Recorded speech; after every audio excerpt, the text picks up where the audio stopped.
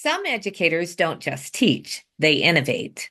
Today's guest has spent 35 years transforming learning experiences for students and educators alike. Intentional and purposeful focus on building a culture of collaboration is the secret for leaders striving to make a difference. In building a culture of collaboration, Kurtis and Lorna will share simple tips, ideas, and strategies to take your organization's collaborative efforts to the next level. Welcome to another episode of Building a Culture of Collaboration. I'm Lorna And I'm Kurtis, and today we're excited to be joined by Marcey Aronson. Marcey's extensive career has included teaching students with severe behavioral challenges, designing middle school alternative programs, and serving as an academic coaching instructor for Akron Public Schools. As an Ohio certified master teacher, she's dedicated to empowering students and educators, and she's the co-creator of the Brainzones program and app, which I know you're going to be excited to hear all about. It's an innovative approach to supporting student learning and engagement. So we're looking forward to exploring Marcey's insights and experiences. Let's dive in and start off by saying, welcome, Marcey. So great to have you on the podcast. Oh, thank you, Lorna and Kurtis. Thank you so much. This is exciting. 35 years. Woo. Time go, right? It goes by in a blink. Yeah. We've often had when somebody is saying, so I had a colleague that I began teaching with, and he had remarked hard to believe we're in our X number of years. And I seriously had to go back and do the math. Wait a minute. Has it been that long? Okay, so we have to start off with Brainzones. What is Brainzones? Tell us all about this and how it came to be, Marcey. Exciting stuff. Oh, I'm really excited. In fact, yesterday I interviewed one of my students that we had, who's now 36 years old, who we had when he was 12 years old in middle school. Okay. And we wanted to see if he remembered and what he did remember and how he's doing now. So I'll get into that, but I'm really excited because he remembers Brainzones and what it did for him. So Brainzones is a framework, and it was developed for kids and adults to RUC. And what RUC stands for is to recognize, understand, and control your emotions. So that's how that's not exactly how it started. That's how it was developed in that way. Do you want me to tell you how it was started? Yeah, we'd love to hear. Love to hear this.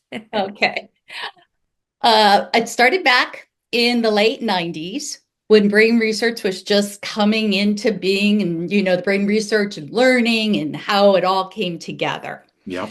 So my co-teacher and I were teaching severe behavior disorder boys at the time. There were 25 boys, all kinds of issues. They were the most challenging of the Akron Public Schools. We were in the basement, and we had 3 lockdown rooms, and we were trying to take down kids. I mean, you can imagine. Yeah. So every day we went home, and we were really frustrated. We knew our pedagogy. We were really great at that. And I did graduate with special ed degree. But when it came to understanding what was going on in these kids' minds, didn't have a clue. So one day, luckily, my co-partner or teacher, she was a high school cheerleader, and I graduated in the 70s, and I was a hippie. And so we put our two skills together, which is really interesting how that goes. But anyhow, so we were trying to get the kids engaged, doing whatever we could. So she would get up on the table and jump around and do multiplication facts and all that, and they would follow her. Then I would come in and go, take a deep breath and relax. And this started to seem to work really well. And while a kid was out of control, I would take him through relaxation to get him back on. Nice. So our assistant principal walked in one day, and she's up on the table. I'm relaxing the kids. And he said, do you have a clue to what you're doing? Not a clue, but No. it's working. But we figured something out. We figured something out.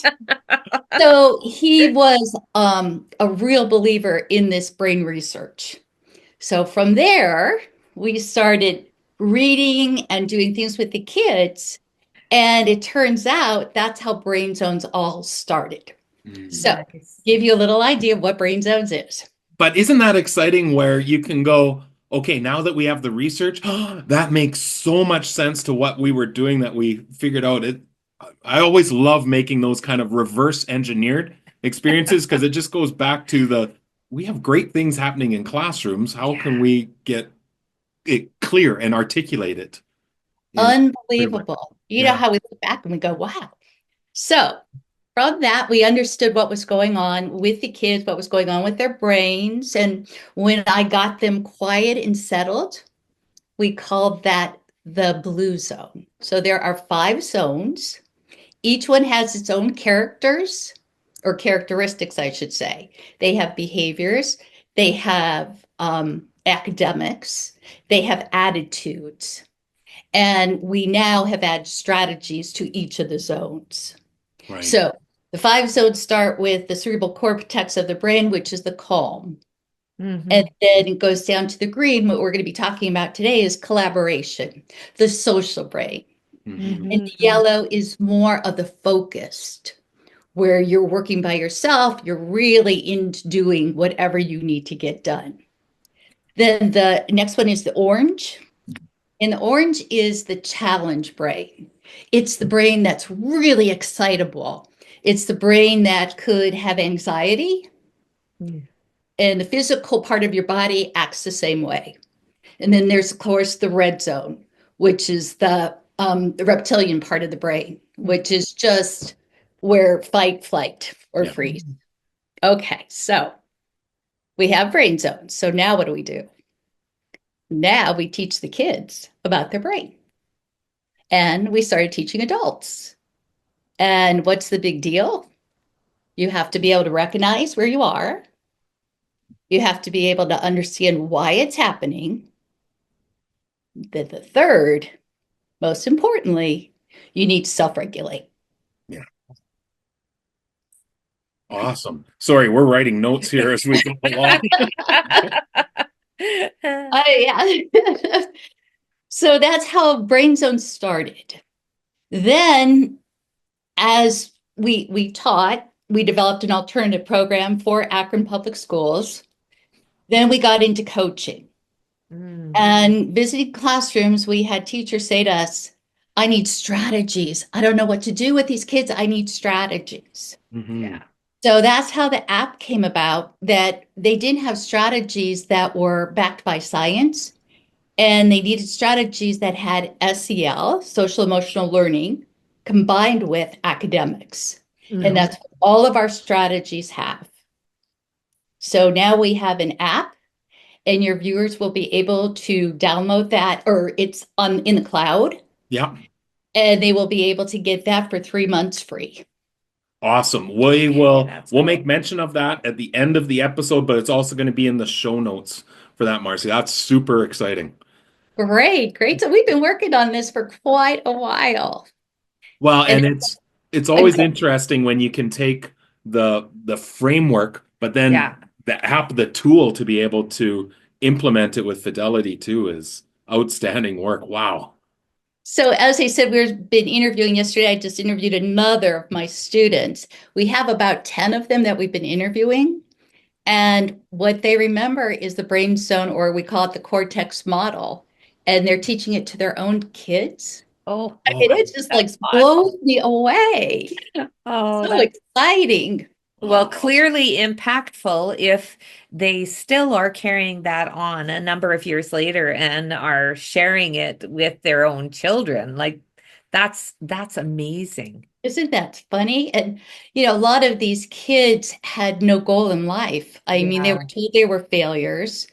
And a lot of them thought they would, die by high school, Yeah. or they would be in jail or living on the streets. I mean, I got that several times. Yeah. So it does our hearts good to know that they're being productive and for happy sure. and Yeah. happy. Excellent. So I heard lots of co-teacher, co-partner, we. I mean, these are all the indicators that we listen for and look for when we're talking about building this culture of collaboration and the idea that a teacher or anyone in an organization working effectively on their own, they can impact change. Absolutely. But wow, what could we accomplish when we start working together? So, love for you to talk further about some of those experiences that you've had through your career where effective collaboration was happening. And in your mind, what were some of the conditions that made it successful, like perhaps the relationship with you and co-teacher way back at that beginning stage? Right. So my co-teacher's name is Debbie, and we were in the classroom together for over 20 years. And so it was, I can't imagine it doing without having her because of the situation, first of all. But first of all, it brought humor, which every day I you love it. need to have some humor together, right? Yeah. Secondly, we were able to reflect on each other's practice, which is so very important. Oh, And another point is when you're getting hot and bothered by a student, or there's been a trigger that got you, you can say, I'll be back in 2 minutes, just give me a break. yeah. I am a firm believer in collaboration in every aspect.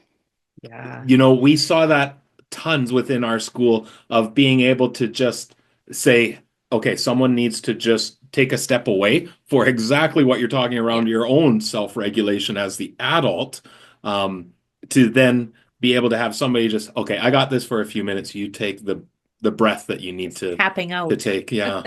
Yes, and I'll tell you, you don't realize that at the time, but you're modeling. You're Yeah. modeling the behavior that you want to see the kids do. So, and also adults. I mean, I have been in classrooms as a coach where I'll say to a person, I've got this. I've got your back right now. Take a moment out. Yeah. Mhm. And they were so thankful. They're not used to, a lot of teachers aren't used to that kind of situation where they can take just a couple minutes and get themselves back together. You know, this was key for us within our school too, of when we were we refer to it now as isolated islands of excellence. People doing great things Wonderful things in their each own classroom. classrooms. But I can remember, and it wasn't always as clear as this, but I'm simplifying to make the point where the class list would go out and, you know, 3 grade 1 teachers would go, 2 of them would go, oh, thank goodness this kid's not on my list. And then best of luck. Lorna, let us know if you need any help, where eventually you reach the point of, okay, doesn't matter whose list this Yeah. kiddo is on, because we're all going to be here to help support one another. It might be on in your home classroom, but you're not alone in this. We're all here to help support that kid's success and all kids' success. I have a perfect example. We'll be right back to continue this episode. Looking for practical strategies to use data effectively? Imagine classrooms where learning is personalized, student success is driven by insights, and school culture thrives on informed decisions. Join us for Data in Education, a virtual summit on June 10th and 11th.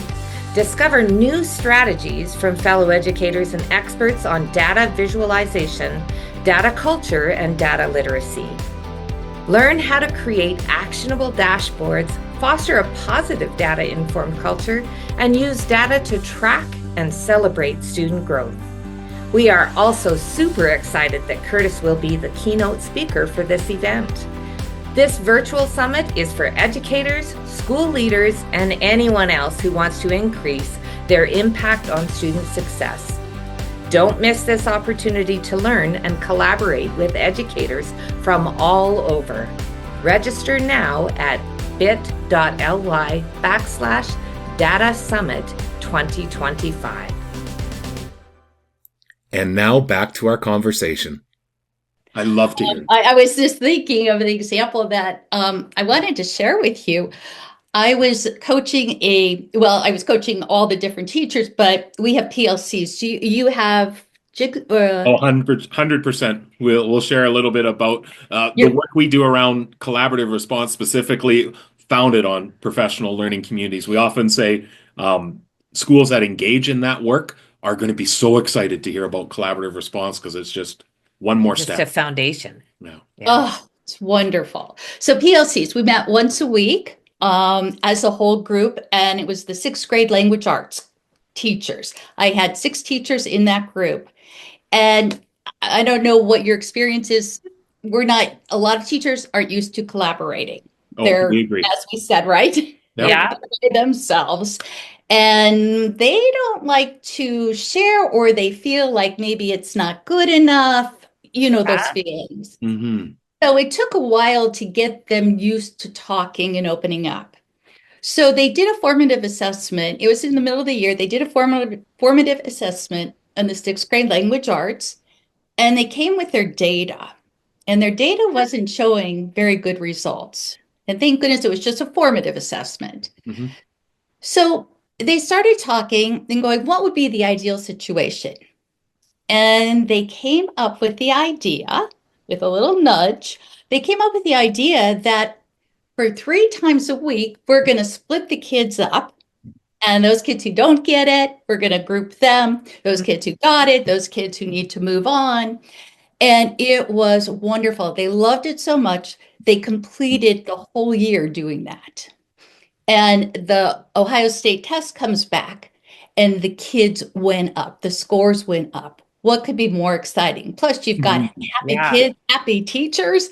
So that was one thing, that collaboration brought that idea together, and they became closer and started identifying kids that, again, as you said, Kurtis, what they weren't in their room, but then they started teaching them when they did this collaborative grouping. So that was a great example that I felt that collaboration was really working. Yeah, that's exciting to see and be part of that transformation of, people working independently of each other and then moving to a place where they can actually rely on each other, not even just, spending that time together, but really relying on each other. I think one of the keys that you pointed to there, Marcey, is can we see our success, and can we see it quickly? Because we know that when we have success together, that just, I can't wait to do our next step together, or our next piece of work together. The successes and celebrations are so important. So important. So that I have another example using kids. Yeah. Jump in. Yeah, go ahead. Yeah, share it. Using kids. So I'm a middle school teacher. So so one day, one of our students, this is back in the classroom, and I'll explain how we got to collaboration as soon as I get into Brainzones, but we had a very collaborative group of boys. It's certainly, I don't want to call it a gang, they're in one classroom, but they were cliquish, they were really close. Yeah. We even talk about that today when I was talking to some of the kids. And one of the boys came in the class. It was after the bell rang. He comes into class, and he throws down his books, and everybody looks over, and he says, I know I'm going to be suspended. I said, why? You might need to tell me a bit more there, my friend. We talked in the whole class here. So we're all sitting there, and he says, they're not shy. And he said, I was taking a test, and I just said, F this. Out loud. Yeah. Right? This is middle school. I hope we're not X-rated here. No. Reality. This is reality. So he said, F this. The teacher wrote him up, and she said, go to your class. You'll be hearing back from me. Okay.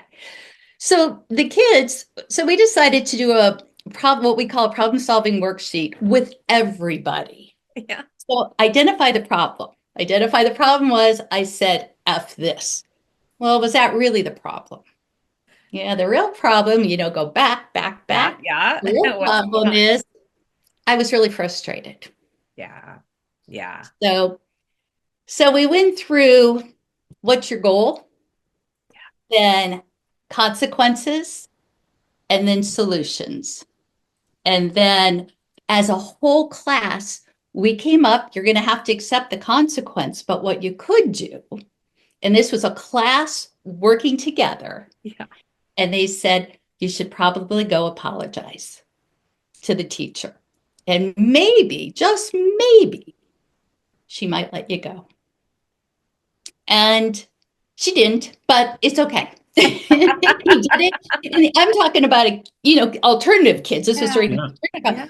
So this is something really huge, but the kids all work together to Yeah. solve a problem. Talk about collaboration. Yeah, that's beautiful.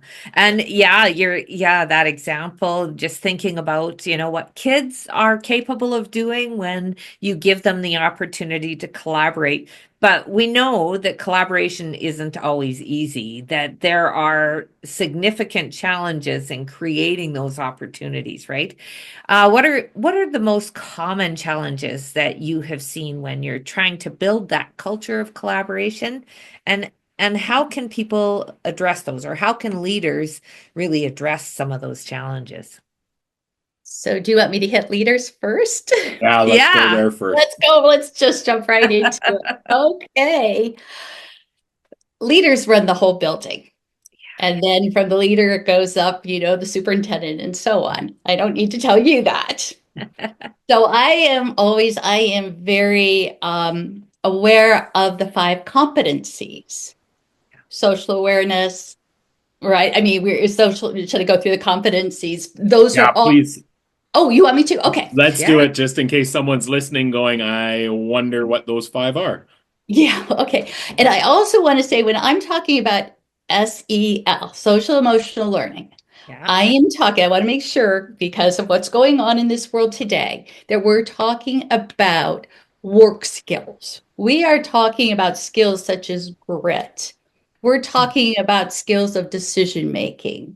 We're talking about skills of solving problems, critical thinking. Those are the skills when I talk about SEL. I want to make sure that everyone understands that's what I'm talking about. Excellent.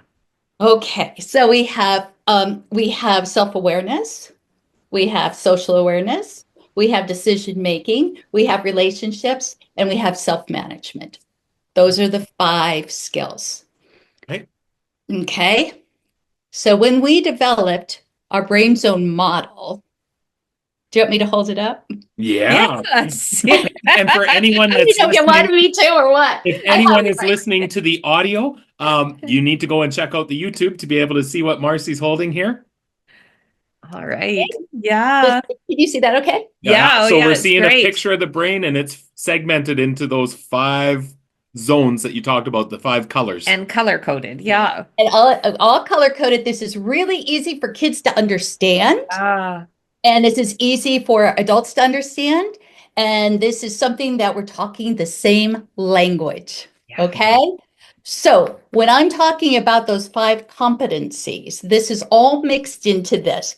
The brain obviously isn't really divided into these segments because there's all kinds of neural pathways going on, but this is an easy way to understand it. So when I talk about self-awareness, basically I'm talking about up here in this blue area that you're aware of your emotions and you're calm and relaxed. Yeah. And that is, we have strategies that go with all kinds of blue strategies that teachers can teach their kids, as well as when you start in a PLC with adults, the first thing that I have them do is take a deep breath. Yeah. Right? Yeah. We all have all kinds of things going on in our head. Let's just take a deep breath. Yeah. And I even start a lot of my workshops that way. Then we move on to the green, the social, the collaborative zone. And that's what we talked about. That the brain is built to collaborate, to talk, to be social. Mm-hmm. And this is a great zone for introducing new information. Kids are open, we're open. And then yellow is that independent, focused, where we need to think about what we learned here and then think about it here. Yeah, start making your own personal connections and applications. Absolutely. And then we have the orange zone, which we call the zone that's like the challenge zone, that hyper competitive. It could be anxious, but our heartbeat's going really fast. Yeah. And we need to be able to recognize whatever zone we're in. So all zones are good and we need them. Some aren't developed. quite a lot. Mhm. So that collaborative zone here may not be developed. So how do I develop it? So the first thing I would do is go back to what I talked about. Have people understand the 5 competencies Right. Yeah. and talk about them. And then I have strategies, hundreds of strategies for each zone that I would do at a teacher's, at a PLC with teachers. And I also do it with kids. Do you Yeah. want me to do And one? yeah, no, that's great. And I Okay. hope that our listeners will get a chance to be able to see that. Yeah. We'll post that up. But yeah, like having that understanding and the consistent, like that common language, the common understanding around how your brain functions. But both, I love the application for students, obviously, but for adults as well, because there's so much learning in that, and really recognizing that reflective piece of where am I at in any moment of time. And sorry, Marcy, did you say, can I show you a strategy? Did I hear that? You did. Yeah, I'd love Yeah. to. Okay, you ready? Hear I one have it. I specific. have strategy. I have strategies. Whew. Okay, so this is a really fun strategy. This is a self-awareness strategy, and using your phone and excuse me, using your phone, you do a selfie and you yell out emotions such as, what do you look like when you're angry? And click, do that. And then what do you look like when one of the kids in your class just gave you a compliment? Click. So this is a fun strategy to do with teachers, and they start being aware of their facial and their body, Yeah. and being able to say, "Oh, I better not do that. That probably sends off a bad vibe." Mhm. Or if somebody in the group says something, that's probably not appropriate for me to look this way. So Yeah. that's just the beginning of self-awareness. That is one strategy. But going back to your question, Kurtis, about how to get people to collaborate and work together, those 5 competencies are really important because we have to know ourselves. Yeah. And I ask teachers a lot, tell me what your strengths are. And you know the response I get? I don't really have a strength, Yeah. Yeah, right? yeah, 100%. Yeah. So we need to start helping them understand their strengths. Yeah. And that starts collaborating with trust and being able to rely on each other, for especially teachers, and then also for kids. I mean, kids don't have a clue. Talk about the blue zone of relaxation.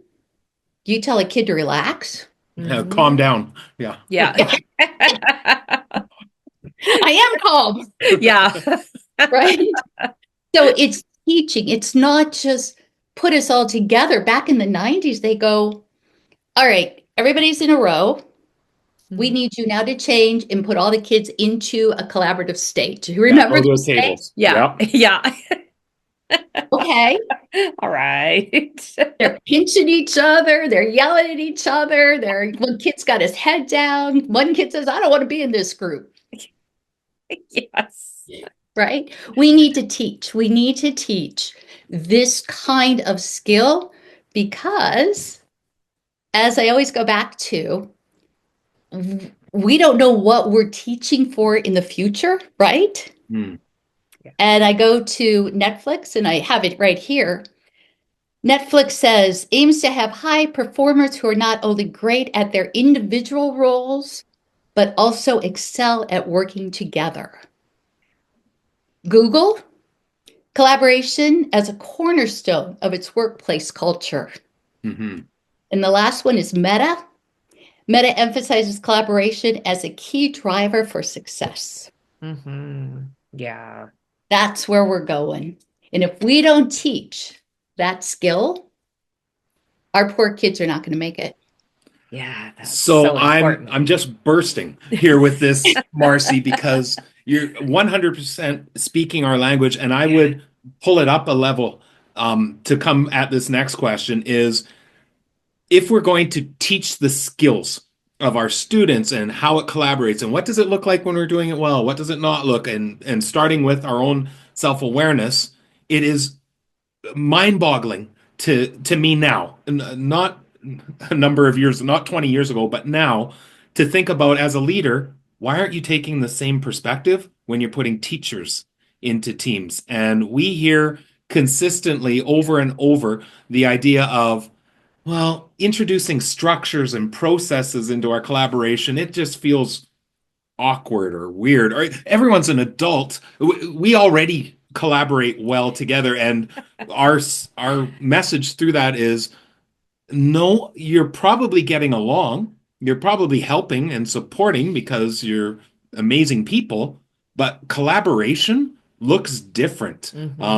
Have we talked about how we'll respond when someone disagrees with what another person is thinking? And not that we should shy away from that. In fact, we want people to disagree if we're doing this. And, we don't need norms. We all get along. No, we actually want to say some things out loud that we agree. And then each time we meet together, let's pick one that we're going to practice and take time at the end to reflect. Like, these are establishing those same skill sets with our adult teams, where we've been in lots of situations where, you come to watch a collaborative team working and you just go, oh, if you could introduce some of these structures and processes, what you think is productive right now, you're not even close to where you could be with introducing all the things that you're talking about.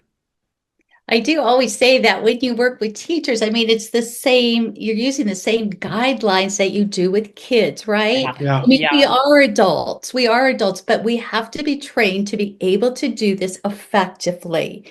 And being aware of yourself and being able to communicate and being able to listen, those are all skills that are taught. Those are all like SEL again. Yeah. SEL skills that need to be taught, and our role model is our principal. Who, I mean, I was just out of school the other day, and I don't know if you've heard about this school in Steubenville. Everybody's around this area is talking about it.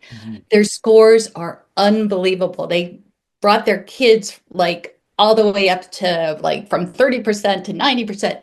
The collaboration that's going on in that building. And it's this principal who's just a dynamo.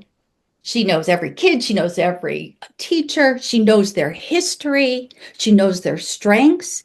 And she is constantly reinforcing them, the teacher, as well as the kids, but the teacher, that you want to be in that building. I asked for a job. Yeah. I said, can I come work for you? Unbelievable. And that's all for... She brings together the collaborative team that is making a difference. So let's jump right into that. And whether it's from that experience or even your lived experience, Marcey, what do you think have been some of the strategies that have been most effective when moving teachers out of isolation and fostering that collaboration? We're big believers that isolation leads to burnout, leads to well-being issues. This is a really hard job, and to try and do it all by yourself is really, really difficult. So what are the best strategies you've seen to moving people from isolation to collaboration? We'll be right back to continue this episode. Are you feeling alone when it comes to addressing the needs of students in your classroom or in your school? We realize that every child has their own unique set of needs. How do we possibly attend to each and every student in each and every curricular area and in each and every circumstance? Simply put, you can't do it alone. We were feeling the same way in our school, but we were determined to find a different way to support the needs of each and every one of our students.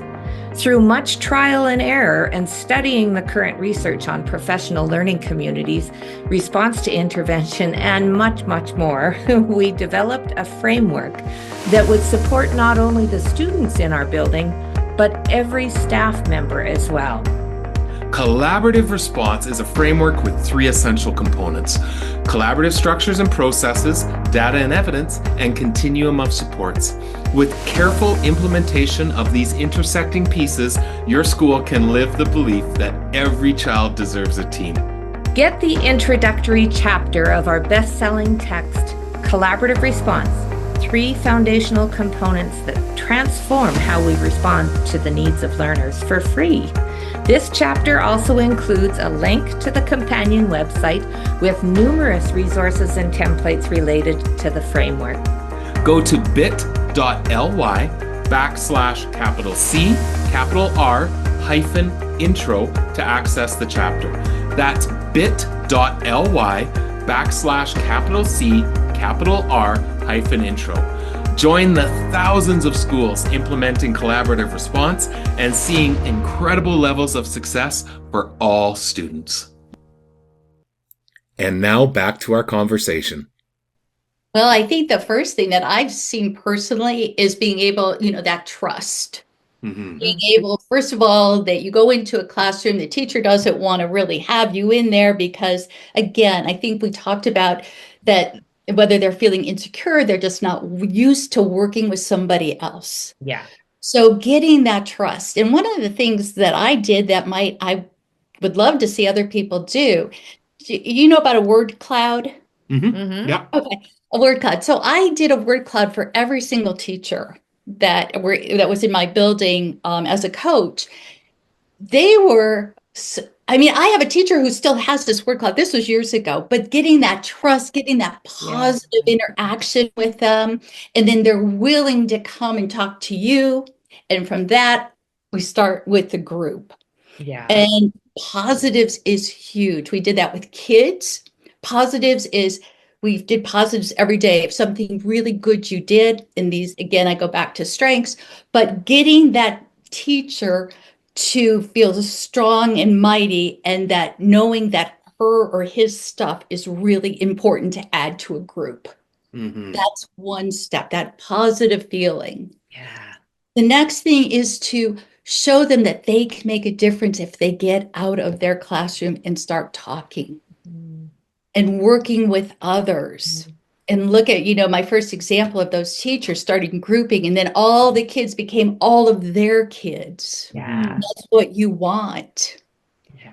So, and of course, Kurtis, what you talked about is norms, setting up norms, but having a place that they belong, that knowing that the leader of the building is there and is listening to what they have to say. I think once you start giving teachers that power of, I'm important and I know what I'm doing and I want to show everybody. Once we can do that, I think we could go. I honestly think it could fly. Yeah.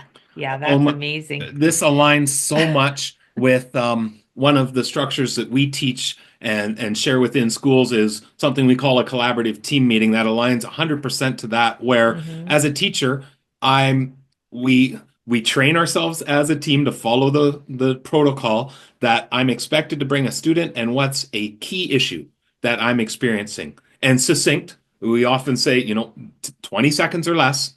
And then we get to a place where we say, all right, everyone else, write down the name of a child you are aware of, where that's also the key issue, because we're trying to get to this is our responsibility. And then we say, all right, put the kids aside, key issue. What could we do? And we start eliciting, Marcey has this great idea she's used in her classroom. In my room, I've done this and it seems to work. Lorna goes, ooh, I like that. What if we could do this? And we open up, we often say in that conversation, everyone is an expert, but everyone is a learner, because there's always something that you can take away. And then from that, we come back and say, Marcey, who's the student that you brought, just the name? And what's one thing that you want to try for this? Man, does it become reinforcing for me when Marcey says, I really like Kurtis's idea. I'm going to try that.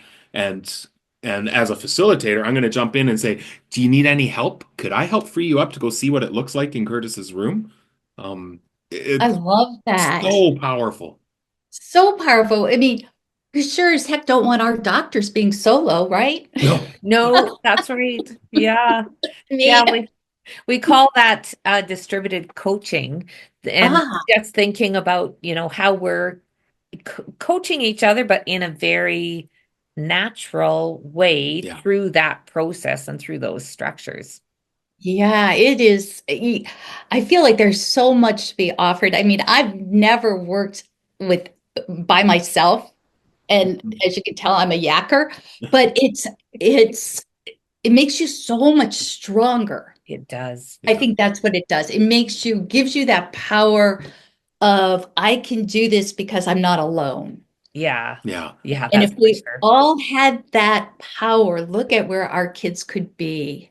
Mm, And it's about kids too. I mean, I want to give kids that power that they learn, as I've read to you about the three big companies, they Hmm. have to have these skills, so we need to teach them. yeah. So, Marcy, I will confess, and I'll speak for Lorna and I, that how we view collaboration has definitely changed and evolved over the years and through different roles and experiences. For you, how has your perspective on collaboration evolved over over your time working in schools and with schools?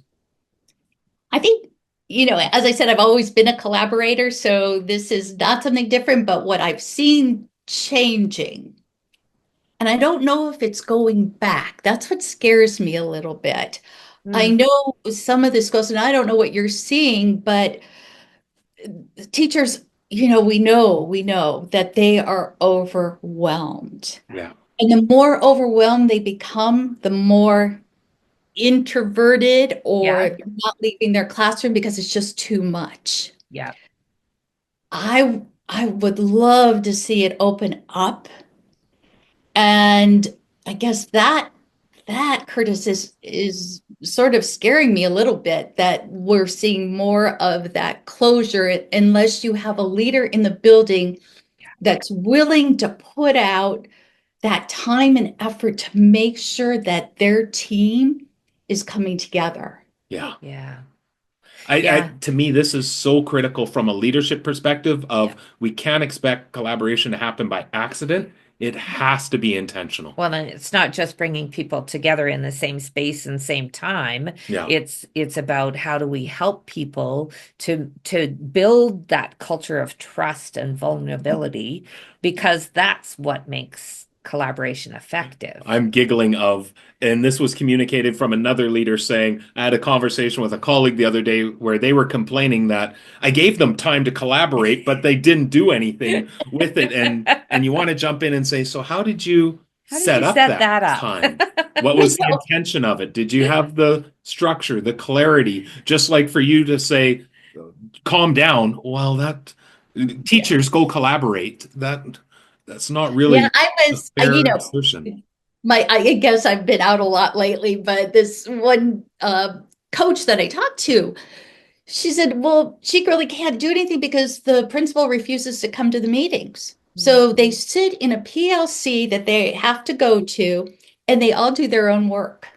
Oh, Yeah. oh Oh, dear. well, oh dear, is that a good one? So, yeah, that's what's scaring me. That this, if we don't get our leaders more involved, I mean, obviously they're wonderful people. Yeah. And they're overwhelmed, I'm sure. But Mhm. if we want to see a difference in our kids, and that's what it's all about, we Yeah. need to start making sure that our teachers are being prepared to take on this collaborative state and that our principals or whoever are giving us time and giving us the right direction and how to do it. Hmm. So, Marcy, knowing that leadership is so critical in, setting the way, setting the path, could you offer one key piece of advice to school leaders that are looking to create that collaborative culture? And what would that advice be for them? It's a great question, Lorna. I go back to we all have our IQ, but I go back to EQ. Yeah. Mm, Go back to understanding that emotional intelligence of going back to the five competencies mm, of getting your people. I mean, we all know what really needs to be done, but we have to have the heart to understand and to get to know and make sure that every one of your staff members feels important, feels they belong. And I think once you do that, because it's just like the classroom, Yeah. once you get that relationship going and that communication going, I see that would be my one take.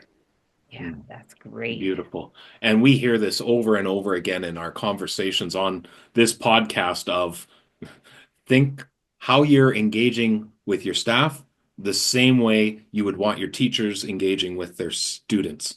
I think that's such a clear parallel to be able to think through. Mm-hmm. Oh, yeah. We want to change the world. I mean, we want these kids coming out and we want the teachers staying in their positions. 100%. And that would be my one piece of advice. Love it. So, Marcey, just a reminder again, how can anyone get a hold of you if they're interested in learning more about the work you do, about Brainzones, about the app that's connected to the work? Where would you direct them to? They can get me at, excuse me, Marcey at brainzones.org. Okay. Okay. Or they can do it at, we just put the site up for this one, brainzones.org/jigsaw. Excellent. Excellent. And that's where anyone who's hearing this could go there now and get a 3-month free trial on that app and really That's start exciting. thinking about how they're Oh, going to yes. attend to those brain zones. And I would love to hear from people. That's Awesome. excellent. Thank you so much for setting that up for our listeners. And I'm sure that lots of people will take advantage of that. That would be wonderful. This is awesome, Marcey. Well, it's been a pleasure engaging in conversation, getting to know you over the last few months as well, and looking forward to future conversations as well. Lorna, thank you. You'll have to join our group. I would love to. Well, I just kind of listen in the background, but that's okay. She's kind of quasi-joined anyway. Kurtis, thank you very much. All right. It was great Take care, meeting with Marcey. you, Marcey. See ya. Thank you. See ya. Oh, love hearing those insights and just that reinforcement of building those cultures of collaborations is not just about structures and processes. We talk about that all the time, but the human element and the attention to emotional intelligence and really showing care, trust, empathy, so critically important. And it again, the idea that same within a classroom, if your students aren't sure if you care about them as the teacher, think about it.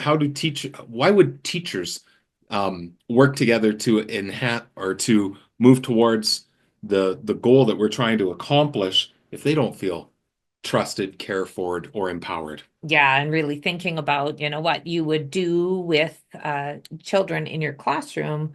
We think about the same kinds of things that we do with adults. It just really drawing that parallel between the two. You know what? I adore the thought that there was a hippie and a cheerleader in that classroom and that, they were just doing what they naturally felt were important things to do, kind of that intuitive piece, and then move to, we actually need to name this, or we need to put language around this, and then really exploring deeply that brain research and then connecting the work that they are doing today to that brain research, which is so highly impactful, regardless of whether that is at the classroom level or for adults and their learning. And obviously, we're looking at this through an educational lens, but any leaders that are listening or viewing that are not in a school or in a education setting, this all still applies. It applies. And the part that I really liked when we asked her to name the conditions that made that co-teaching situation so successful, there were a couple that she pointed to. One was infusing humor, having fun. And we say that all the time in our team meetings is, what can you do to bring in joy and make things fun and add some humor and opportunity for laughter. It's not, we can either be structured or we can have fun. This isn't an either or. We can do both. The other Yeah. piece that stood out is I can reflect personally on what's Yeah. happened, why, and what I could do as a response. But when we do that collectively, Yeah. someone's going to be able to share something that I had my blinders up to, or Hmm. something I hadn't considered, or are going to spark my own thinking around that in that yellow or orange Hmm. zone that Marcy was talking Well, about. and when you think about that reflective practice, it usually gets shuffled off to the side Yeah. because you're busy. Everybody's busy, and you've got so many things on your list of things to do.